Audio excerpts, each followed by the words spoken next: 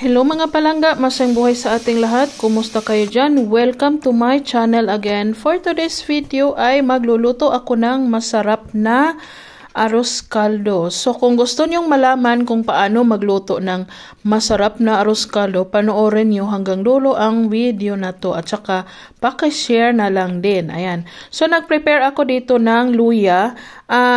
Maliit yung pagka-slice ko kasi ayaw ko ng yung malalaki kasi ayaw kong kainin yung luya actually, pero kasi sa pagkain is pwede naman siyang i-slice ng maliit para hindi mo siya maramdaman. Ayan.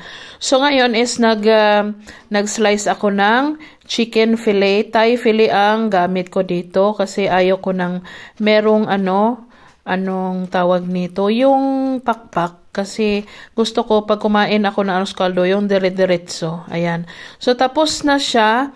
So ngayon, nagpainit ako ng kawali, nilagyan ko ng mantika, olive oil ang gamit ko dito. Tapos, iprito or igisa ko lang muna yung chicken ko. Ayan, ganyan. Tapos, i-mix-mix lang, ganyan. Lagyan ng pangpalasa na pepper, garlic, onion powder, at saka kaunting magic or kahit anong seasoning na gusto nyo. Ayan. Dati kasi, hindi ako marunong magluto nitong arroz caldo. Tapos, nilagyan ko din siya ng patis. Ayan, fish sauce. Para, kahit hindi pa siya luto, nilagyan na ng pangpalasa para malinamnam na siya, masarap na siya ng pagkaluto niya. Ayan. So, ayan, na golden brown na ang aking chicken.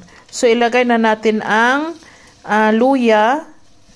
Yan. Tapos, yung video ko pala is na-stop siya kasi full na yung yung memory. So, nilagyan ko din siya ng minced garlic. Ayan. So, nilagay ko na ang aking rice, fish sauce, at saka turmeric powder. Ayan.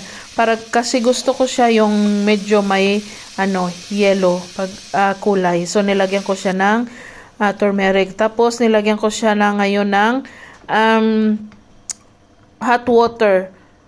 Yan yung palagi kong nilalagay sa aking mga niluluto. Kapag kailangan ng sauce or sabaw, ang nilagay ko is hot water. Ayan. So, para masarap ang arroz caldo is lagi nyong hinahalo yan siya. Hinahalo. Kasi para hanggang sa malapot ang arroz caldo or ang lugaw. Ayan.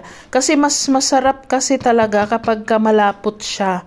Ayan. Tapos depende din yan sa inyong mga nilalagay na seasoning. Ayan. Kasi ang chicken kasi is malasa siya, masarap.